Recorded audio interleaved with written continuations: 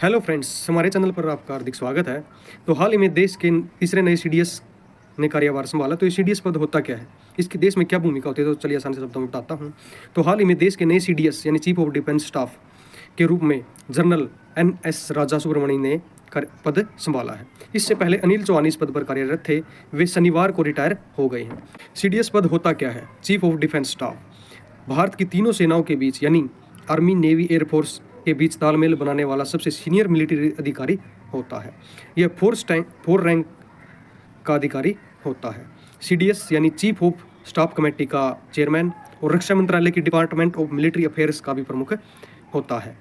तो सीडीएस का मुख्य कार्य भारत की तीनों सेनाओं के बीच समन्वय बैठाना, संयुक्त सैन्य रणनीति तैयार करना और रक्षा मामलों के फैसले की प्रक्रिया को तेज करना है। सीडीएस सरकार व रक्षा मंत्रालय को सैन्य मामलों में भी सलाह दे सकता है, जैसे सैन्य खरीद, संयुक्त ऑपरेशन और न्यूक्लियर कमांड अथॉरिटी के प्रमुख के रूप में भी सलाह दे सकता है।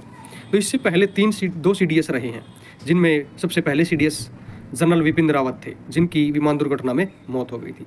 उसके बाद अनिल चौहान ने पदभार संभाला है और अब देश के तीसरे सीडीएस के रूप में NS सुब्रमण्यम ने कार्यभार संभाला है।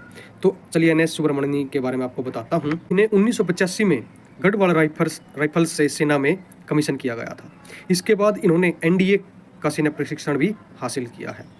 इसके बाद इन्होंने ब्रिटेन के ब्रेकनेल में स्थित joint services command staff and college में प्रशिक्षण हासिल किया। इसके बाद जब वे भारत लौटे तो उन्हें माउंटेन ब्रिगेड में ब्रिगेडियर जनरल की जिम्मेदारी भी दी गई थी। इन्होंने लंदन के किंग्स कॉलेज से MA और मद्रास यूनिवर्सिटी से डिफेंस में MPhil की डिग्री प्राप्त की है। तो इन्होंने 40 साल तक सेना में सर्विस भी दी है। 2024 से लेकर 2025 तक ये सेना में उप प्रमुख के कार्य पर भी रहे हैं और 2026 में इन्हें CDS का कार्यभार सौंप दिया गया है।